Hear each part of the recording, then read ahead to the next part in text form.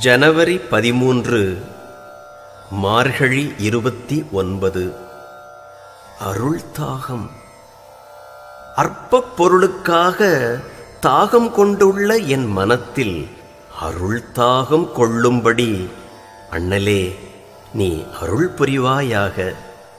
இன்று இருந்து நாளைக்கு அழிந்து போகும் பொருளுக்காக மனிதன் படும் பாடு எவ்வளவு பெரியது! ஊர் ஊராக அலைந்து திரிதல், ஓயாது உழைத்தல் ஆகிய இத்தனை வித இயக்கமும் பொருளல்லா பொருளை நாடி உண்டாகிற தாகத்தாலேயாம். என்றைக்கு அது அருள் தாகமாக மாறுகிறதோ அன்றைக்கு புதிய வாழ்வு துவங்குகிறது. தாகம் எல்லாருக்கும் உண்டு. தாகமில்லாத முன்னேற்றம் இல்லை. பொருள் தாகம் மனிதனை புண்படுத்துகிறது.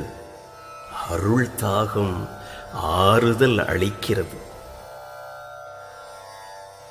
கர்மமானது கோடி முன்னே செய்தாலும் நின் கருணை பிரவாக அருளை தாகமாய் நாடினரை வாதிக்க வல்லதோ?